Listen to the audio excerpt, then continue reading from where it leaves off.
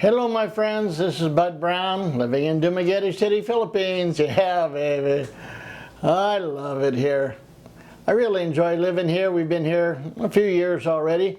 Thanks for coming to my channel. If this is your first time, welcome.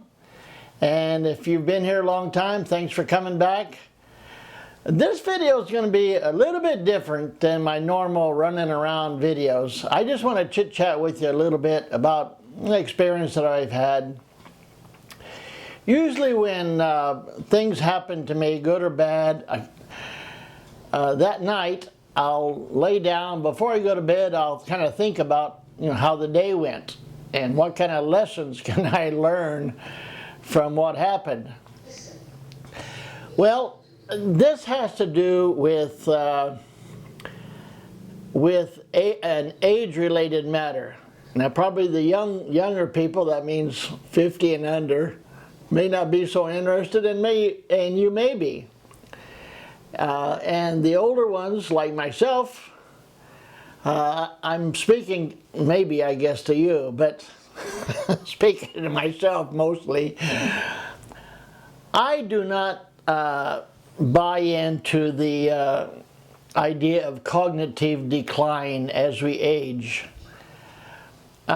I've done a lot of studying. Of course, I'm not a doctor, but as doctors study research and surveys and tests and experiments throughout the years and learn things and put them in a trade magazine to read to stay up to date, that's what I do with neuroscience and cognitive science, and especially when it comes to language learning. I don't feel that I have any natural talent. I just feel that I have the motivation and desire to learn languages, and it's enjoyable.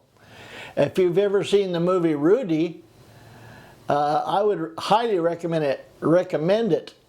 It's probably a little bit old now. I'm not sure what year it came out, but it was basically about a kid who his biggest dream and desire is to play football with Notre Dame University.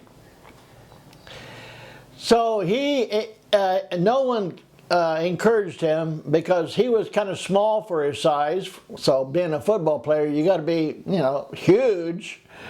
And he wasn't that academically talented. He didn't get good grades. He had dyslexia. It was hard for him even to get into college.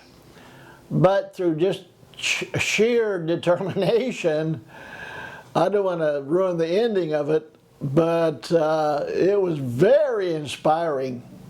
So that told me, even though there may be languages that seem supposedly are hard, or even to learn a language after I'm in my 60s and 70s, it can be done. And so anyway, I said all that to tell you as a background of what happened recently. When we went up to the Cliff House, if you saw that video, there's a group of fellows that we get together on Tuesdays mostly, and some get together on Thursdays. I mostly get to meet with them on Tuesdays. But there was a fella named John. John is the oldest one in the group, and his reputation had preceded him before I met him. I'd heard that John lived in Valencia, and that he was a real world traveler and knew a lot about everything. Well, when he started coming to these meetings, these breakfast meetings, he would be down at the other end.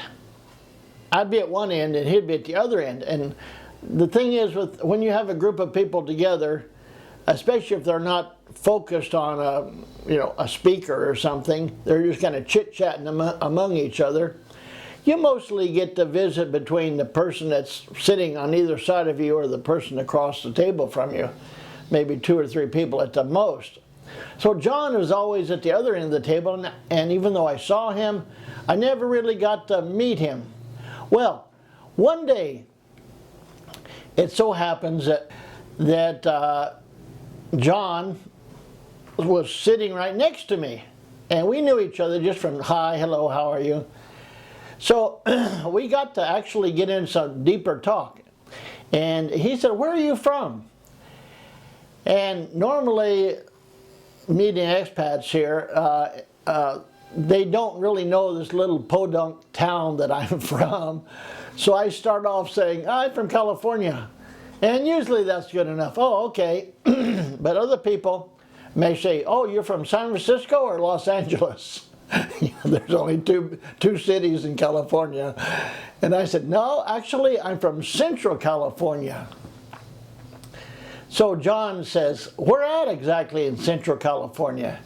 And I'm thinking, well, I'm going to throw out a couple of towns and just see what he says. So the next bigger towns, but not as big as San Francisco and Los Angeles, I said, between Fresno and Bakersfield. He said, okay. He says, I know that area. Where exactly? And I thought, oh my gosh, he really knows? I said, well, actually, I'm from Tulare. I was born and raised in Tulare, little town there. He said, I know Tulare. He says, that's where Bob Mathias is from, twice the decathlon champion. I thought, holy smokes.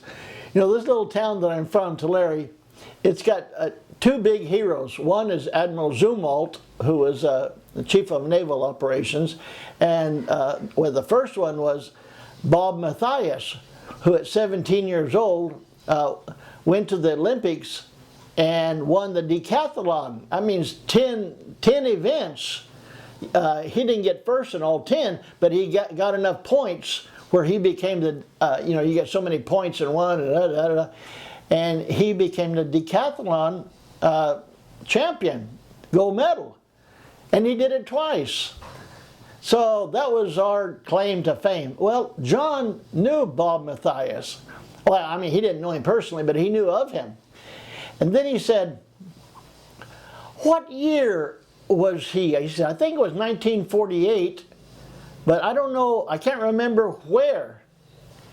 He said, do you know where? And at that point, I was a little bit embarrassed because, hey, he's the hometown hero, and I didn't know what year or where. So I said to myself, and I said to him, I'm going to do my homework, I'm going to look it up, and then next time I see you, I'm going to let you know. Okay. So the time went by. Sure enough, I got on the internet, and I wanted to look up Bob Mathias. He also became a congressman. But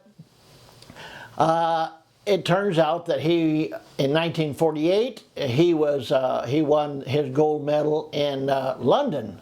And in 1951, he earned his gold medal in Helsinki, Finland. So when I got back, man, I was anxious to tell John. So I said, hey, John, I got those answers for you.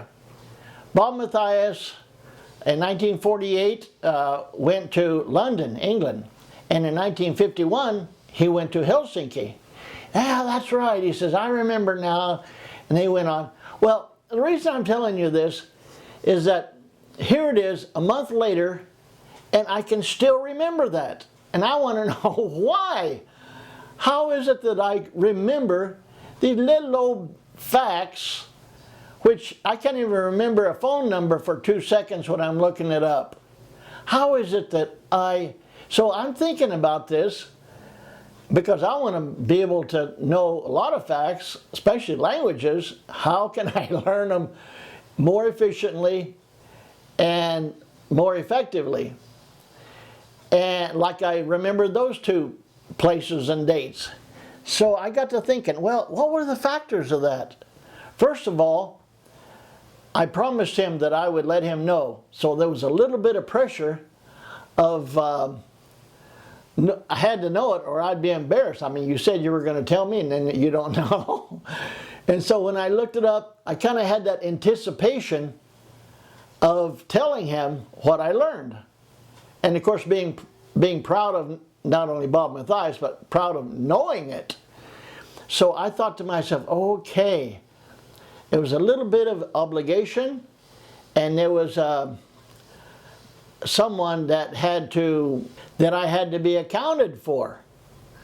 And I had heard this concept of an accountability partner. So if I say, I'm going to study Chinese for 1 hour every day. And then when a week goes by, and my buddy, my accountability partner, will say, "Hey bud, how did it go with your Chinese study?" Either I'm going to say, "Well, I didn't make it," or, "Yeah, I did it. I did what I said I was going to do." So there's something about an accountability partner. So I'm saying to you, maybe there's something that you would like to know, you would like to remember, and if you just kind of have somebody, make a deal with them, or you could be partners with each other.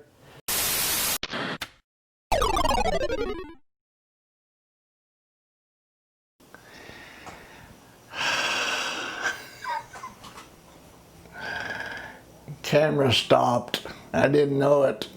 So I've been talking to a dead camera for 5 minutes.